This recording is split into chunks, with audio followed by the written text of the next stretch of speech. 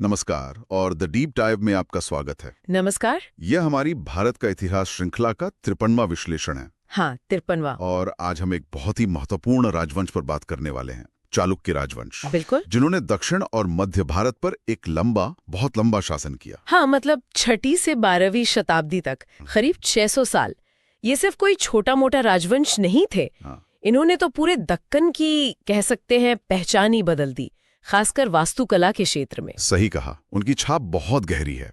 तो आज की हमारी ये जो चर्चा है, ये विद्वानों के शोध, ऐतिहासिक ग्रंथों और जो भी विश्वसनीय स्रोत हैं उन पर आधारित है। जी। हमारा मकसद है कि चालुक्यों की पूरी कहानी, उनकी शुरुआत से लेकर उनके अंत तक, और उनकी जो विरासत है उसे ठीक से समझें। हाँ, एक व्यापक तस्वीर पेश करने की कोशिश रहेगी। तो क्या क्या देखेंगे हम आज? हम बात करेंगे कि ये चालुक्य आए कहाँ से, उनकी जो 3 मुख्य शाखाएं थी, बादामी, वेंगी, कल्याणी, वो कैसे बनी। फिर उनके बड़े शासकों की बात करेंगे, जैसे पुलकेशन द्वितीय और विक्रमादित्य षष्ठम भी। हाँ बिल्कुल।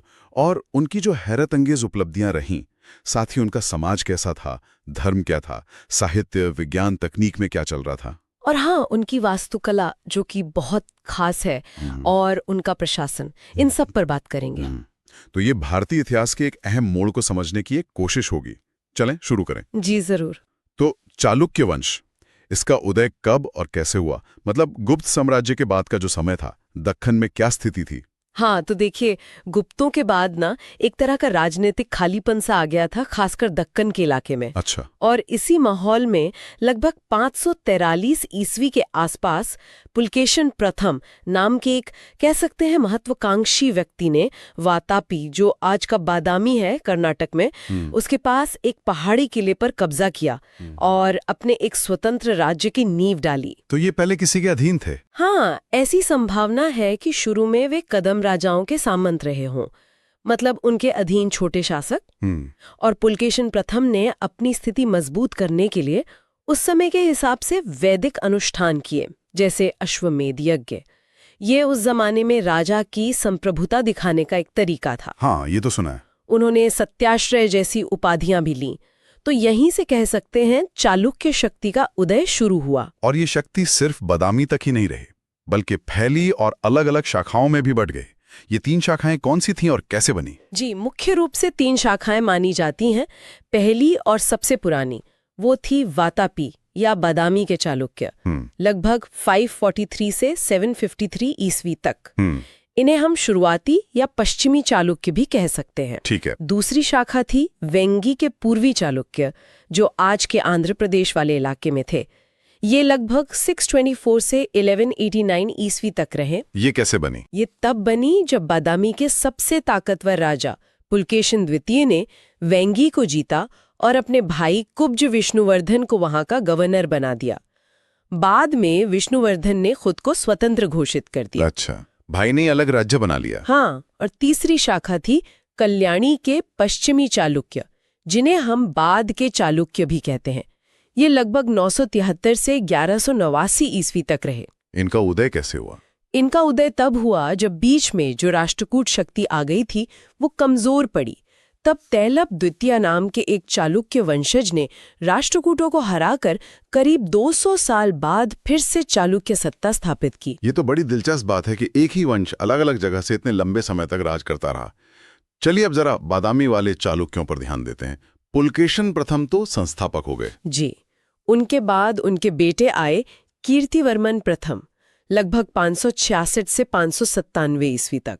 उन्होंने कोंकण तट और उत्तरी केरल तक साम्राज्य फैलाया। और उन्होंने बादामी में गुफा मंदिर भी बनवाने शुरू किए। हाँ, कुछ शुरुआती काम उन्होंने शुरू करवाया, जो आगे चलकर चालुक्य वास्तुकला की पहचान बना। फिर उनके भाई मंगलेश ने राज संभाला।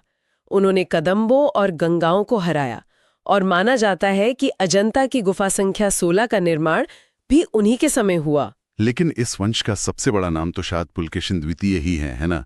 लगभग 609 से 642 ईस्वी।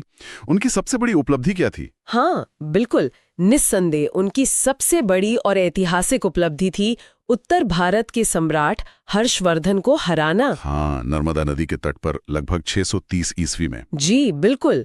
और ये सिर्फ एक लड़ाई नहीं थी, इसने हर्षवर्धन का जो दक्षिण की तरफ बढ़ने का सपना था उसे हमेशा के लिए रोक दिया। अच्छा। और दक्कन को उत्तर भारत से अलग एक बड़ी राजनीतिक ताकत के रूप में स्थापित कर दिया। ये दक्षिण भारत के इतिहास का एक बहुत ही निर्णायक पल था। ये तो सच में बहुत बड़ी बात है। और उनका साम्राज्य भी तो काफी फैला हुआ था, ईरान तक कूटनीतिक संबंध थे, ऐसा सुना है। हाँ, बिल्कुल सही। पुलकेशिन द्वितीय एक जबरदस्त सेनापति और शासक थे। उन्होंने कदंब, गंगा, लाट, मालव, गुर्जर बहुत सी शक्तियों को अपने अधीन किया। यहाँ तक कि सुदूर दक्षिण के चोल, चेर, पांडे राजाओं ने भी उनकी अधीनता मानी। उनके दरबार में फारस के शाह खुसरो द्वितीय के राजदूत भी आए थे। इसका जिक्र अजंता की गुफाओं में चित्रण के रूप में मिलता है। और वो चीनी यात्री ह्वेनसांग? हाँ, ह्वेनसांग भी उनके राज्य में आए थे और उन्होंने उनके न्यायप्रिय शासन और लोगों की खुशहाली की तारीफ की है। इन सब विजयों का जिक्र उनके दरबारी कवि रवि कीर्ति ने ऐहोल प्रशस्ति में किया है। ऐहोल प्रशस्ति, ये बहुत महत्वपूर्ण है ना? जी, बहुत ज्यादा। ये संस्कृत भाषा में है, पर लिपि कन्नड़ इस्तेमाल हुई है, जो उस समय के भाषा और लिपि के मेल का एक अच्छा उदाहरण है। लेकिन इतना महान शासक होने के बावजूद पुलकेशिन द्वितीय का अंत तो दुखद रहा। राजा नरसिंहवर्मन प्रथम से एक भयानक युद्ध में हारना पड़ा, लगभग 642 ईस्वी में। और वो मारे भी गए। जी, वो युद्ध में मारे गए और पल्लवों ने उनकी राजधानी वातापी पर कुछ समय के लिए कब्जा भी कर लिया था। इस बड़े झटके के बाद क्या चालुक्य शक्ति खत्म हो गई? नहीं, पूरी तरह नहीं। पुलकेशिन द्वितीय के बेटे थे विक्रमादित्य प्रथम। उन्होंने करीब 655 से 680 ईस्वी तक राज किया।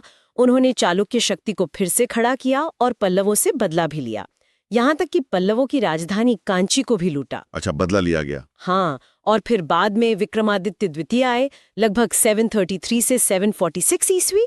उन्होंने तो 3 बार पल्लवों को हराया और कांची पर जीत हासिल की। 3 बार? जी, और उन्होंने गुजरात में अरबों के हमले को भी रोका।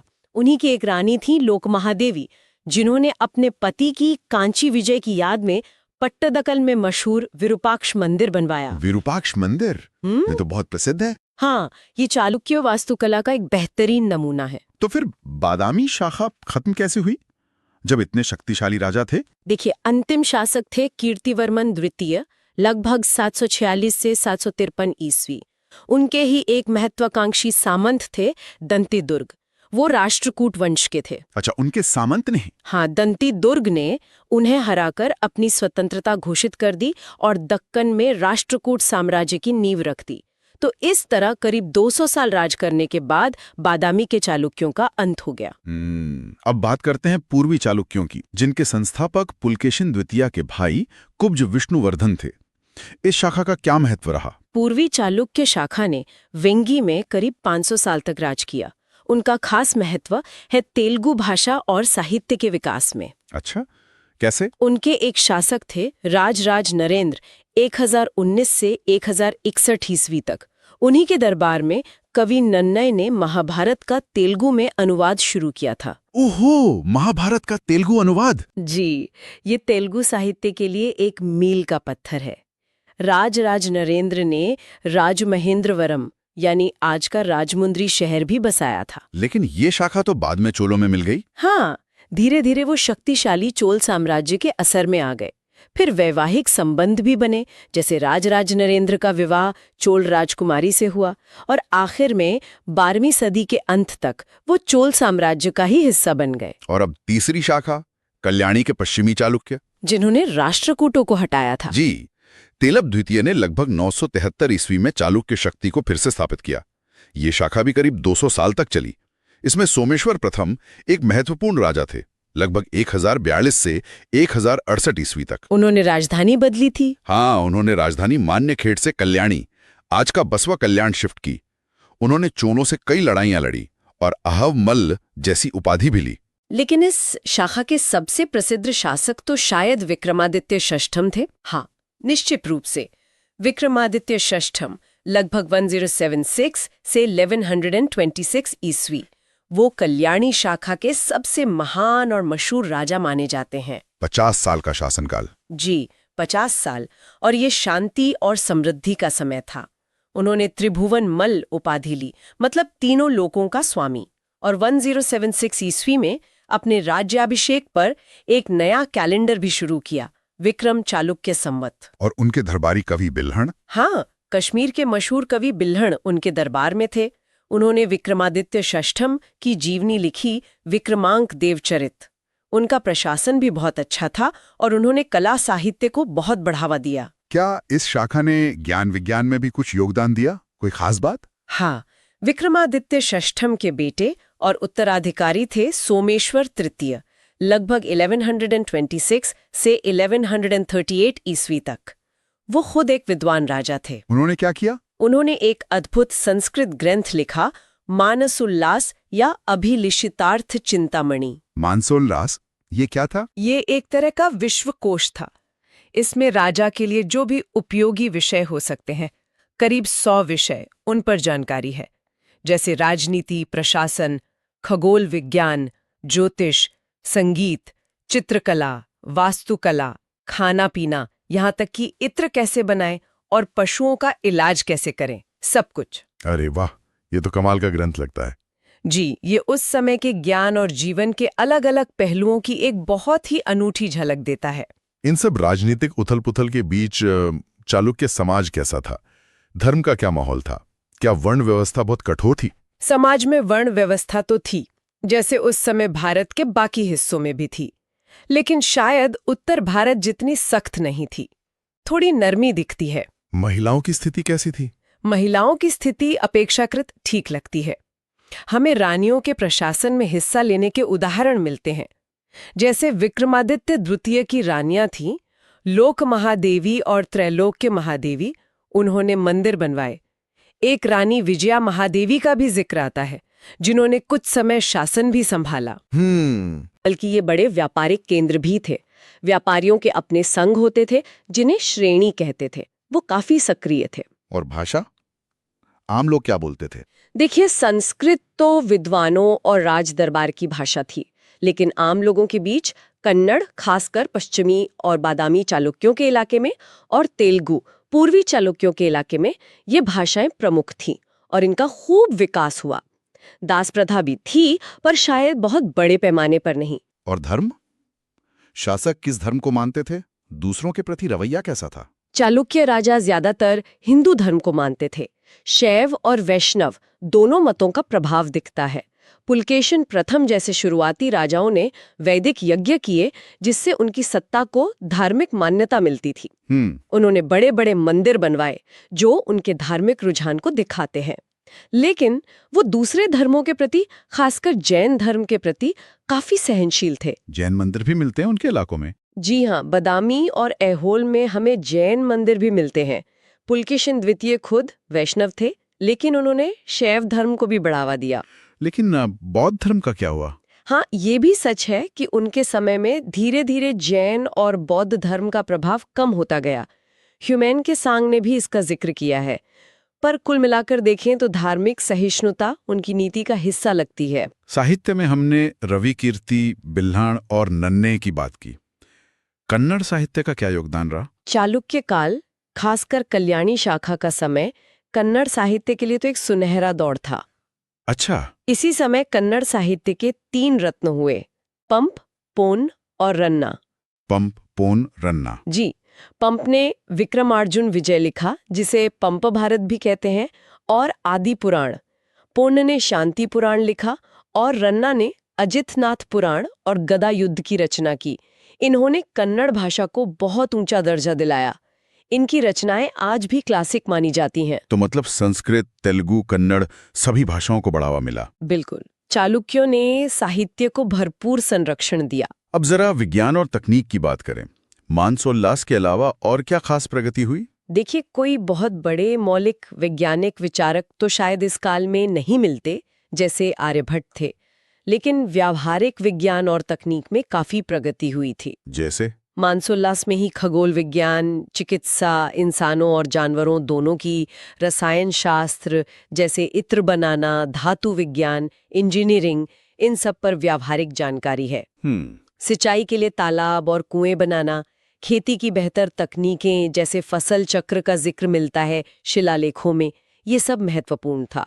उनकी नौसेना, खासकर पुलकेशिन द्वितीय के समय की, ये दिखाती है कि नाव बनाने की तकनीक अच्छी थी। और वास्तुकला तो है ही। हाँ, और सबसे बढ़कर उनकी वास्तुकला, उसमें गणितीय सटीकता और इंजीनियरिंग का जो कौशल दिखता है वो तो कमाल का है। चलिए अब उसी वास्तुकला पर आते हैं। शायद यही चालुक्यों की सबसे स्थायी विरासत है। क्या खास था उनकी शैली में? चालुक्य वास्तुकला भारतीय मंदिर स्थापत्य के इतिहास में एक बहुत महत्वपूर्ण अध्याय है।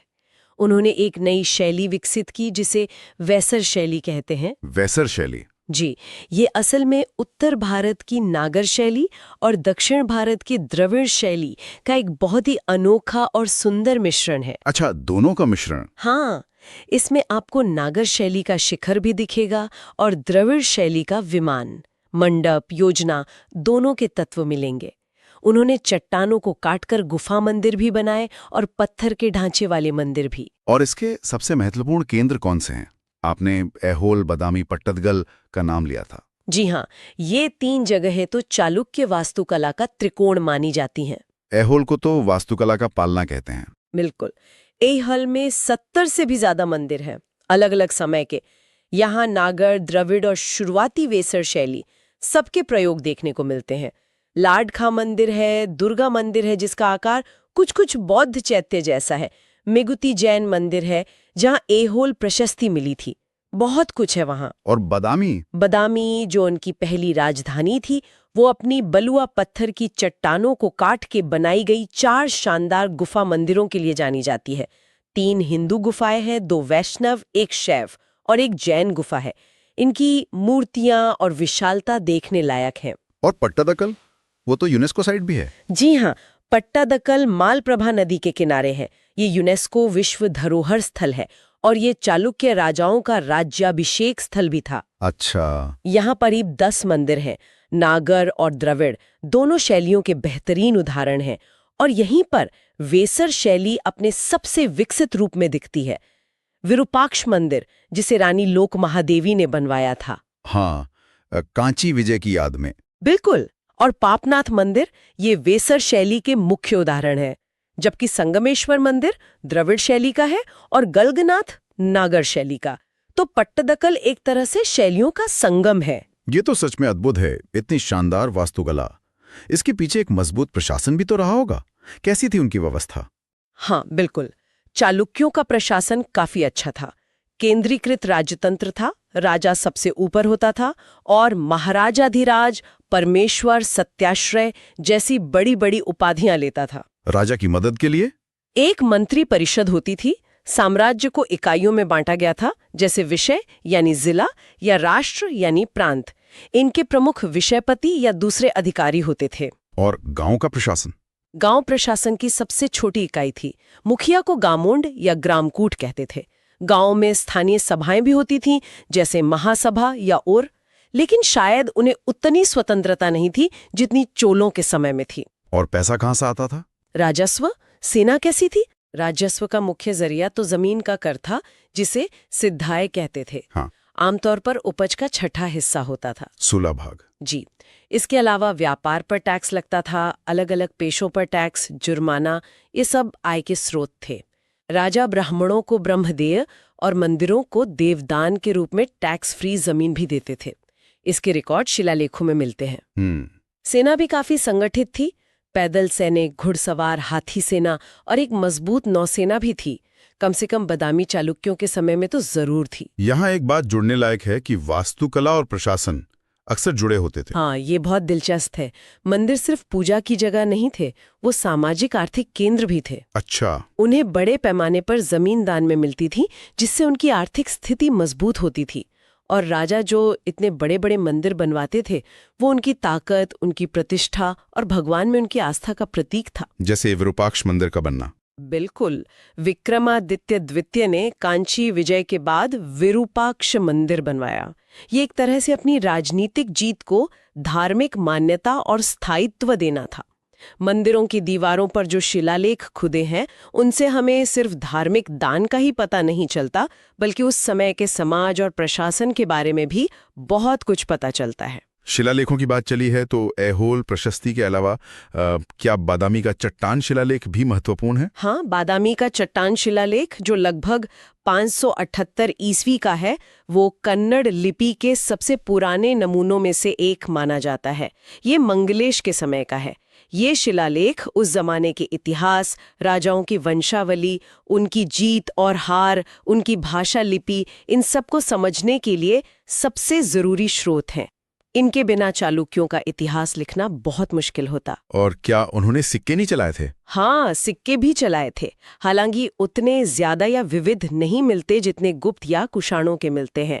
बादामी चालुक्यों ने मुख्य रूप से सोने के सिक्के चलाए, जिन्हें वराह कहते थे। वराह? जी, क्योंकि उन पर अक्सर वराह, विष्णु का अवतार का निशान होता था। ये सिक्के अच्छी क्वालिटी के होते थे और उन पर राजा का नाम या उपाधि लिखी होती थी। कुछ सिक्कों पर कमल या शेर जैसे निशान भी मिलते हैं। पूर्वी चालुक्यों ने भी सोने और तांबे के सिक्के चलाए। इन सिक्कों से उनकी आर्थिक स्थिति और व्यापार का अंदाजा लगता है। हमने इस पूरी चर्चा में कई अहम लोगों और जगहों का जिक्र किया। क्या हम खास को एक बार फिर याद कर सकते हैं? हाँ, बिल्कुल। मुख्य शासकों में देखें तो पुलकेशिन प्रथम संस्थापक, पुलकेशिन द्वितीय सबसे महान, विक्रमादित्य प्रथम और द्वितीय, ये सब बादामी शाखा के। फिर पूर्वी शाखा में राजराज नरेंद्र और कल्याणी शाखा में तैलप द्वितीय, जिन्होंने पुनर्स्थापना की। सोमेश्वर प्रथम, विक्रमादित्य षष्ठम सबसे महान, और सोमेश्वर तृतीय, वो विद्वान राजा। और दूसरे लोग जैसे कवि? हाँ, कवियों में रवि कीर्ति, बिल्हण, कन्नड़ के 3 रत्न पंप, पुन, रन, तेलुगु कवि नन्नय, चीनी यात्री ह्वेंत्सांग, और उनके प्रतिद्वंदियों में हर्षवर्धन, पल्लव राजा नरसिंहवर्मन प्रथम, राष्ट्रकूट राजा दंतीदुर्ग। रानियों में लोक महादेवी का नाम जरूर याद रखना चाहिए। और जगह? वातापी बादामी पहली राजधानी, गुफा मंदिर, ऐहोल वास्तुकला का पालना, पट्टदकल यूनेस्को साइट मंदिर समूह, वेंगी पूर्वी चालुक्यों की राजधानी, कल्याणी बाद के पश्चिमी चालुक्यों की राजधानी, और कांची पल्लवों की राजधानी, जिसे इन्होंने कई बार जीता। ये जगहें आज भी उनके इतिहास के गवाह हैं। इतने शक्तिशाली और प्रभावशाली होने के बावजूद भी आखिर इन तीनों शाखाओं का पतन क्यों और कैसे हुआ? देखिए, साम्राज्यों का उठना और गिरना तो इतिहास का हिस्सा है। बादामी शाखा का अंत हुआ 753 ईस्वी में, जब उनके ही सामंत राष्ट्रकूटों ने उन्हें हरा दिया। पूर्वी चालुक्य शाखा धीरे धीरे चोलों के अधीन होती चली गई और 12वीं सदी के अंत तक उन्हीं में मिल गई। और कल्याणी शाखा? कल्याणी शाखा भी लगभग उसी समय 1189 ईस्वी के आसपास अपने ही सामंतों के कारण कमजोर पड़ गई और खत्म हो गई। दक्षिण में होयसल और उत्तर में यादव और काकतीय के स्वतंत्र हो गए थे। तो पतन के मुख्य कारण क्या रहे होंगे? शायद लगातार युद्ध, खासकर चोलों और राष्ट्रकूटों से लड़ाई, अंदरूनी झगड़े भी रहे होंगे, और फिर नई क्षेत्रीय ताकतों का उदय, ये सब मिल के कारण बने। तो अंत में हम चालुक्यों की विरासत को कैसे देखें? उनका सबसे महत्वपूर्ण योगदान क्या माना जाए? चालुक्यों की विरासत कई परतों वाली है और बहुत स्थायी है। सबसे पहले तो उनकी अद्भुत वास्तुकला, खासकर वेसर शैली का विकास। उनके बनाए स्मारक आज भी हमें हैरान करते हैं और यूनेस्को विश्व धरोहर का हिस्सा हैं। हाँ, ये तो है। दूसरा, उन्होंने कन्नड़ और तेलुगु जैसी क्षेत्रीय भाषाओं और उनके साहित्य को बहुत बढ़ावा दिया। ये बहुत बड़ा योगदान है। सही। तीसरा, उनकी जो प्रशासनिक और सैनिक व्यवस्था थी, उसने दक्कन के बाद के राजवंशों के लिए एक तरह से मॉडल का काम किया। और शायद सबसे महत्वपूर्ण बात यह है कि वे भौगोलिक और सांस्कृतिक रूप से उत्तर और दक्षिण भारत के बीच एक पुल की तरह थे, और प्राचीन और मध्ययुगीन भारत के बीच भी उन्होंने अलग अलग प्रभावों को अपनाया और एक खास दक्कनी पहचान बनाई। बिल्कुल। संक्षेप में कहें तो चालुक्य सिर्फ एक राजवंश नहीं थे, बल्कि वो दक्कन के पठार पर सभ्यता के निर्माता थे। उनकी राजनीतिक महत्वाकांक्षा, उनकी कलात्मक सोच और उनकी प्रशासनिक क्षमता, इन सब ने मिलकर भारतीय इतिहास पर एक गहरी छाप छोड़ी है। जी हाँ, और एक अंतिम विचार के तौर पर चालुक्य काल हमें ये याद दिलाता है कि भारतीय इतिहास कैसे क्षेत्रीय शक्तियों के जटिल ताने बाने, सांस्कृतिक आदान प्रदान और साम्राज्यों के बनने बिगड़ने की एक निरंतर कहानी है। ये सोचने वाली बात है कि जिन इलाकों पर कभी चालुक्यों का राज था, क्या वहाँ आज भी उनकी कला, उनके प्रशासन या उनके सांस्कृतिक मूल्यों की कोई हल्की सी गूंज सुनाई देती है? ये सोचने वाली बात है। शायद उनकी विरासत हमारे बीच आज भी है, बस हमें ध्यान से देखने और सुनने की जरूरत है। बहुत खूब। तो अगर हमारे श्रोता भारत के इतिहास को इसी तरह विस्तार से समझना चाहते हैं तो हमारी प्लेलिस्ट जरूर देखें, आपको बहुत मदद मिलेगी। जी, उसमें और भी कई राजवंशों और कालों पर चर्चा है। और हाँ, इस जानकारी को दूसरों के साथ साझा करें, हमारे चैनल को सब्सक्राइब करें और अपने विचार नीचे कमेंट्स में जरूर लिखें। अगर ये चर्चा उपयोगी लगी हो तो लाइक करना ना भूलें। आपके सुझावों का इंतजार रहेगा। आज के इस सत्र को यहीं समाप्त करते हैं। सुनने के लिए धन्यवाद। धन्यवाद।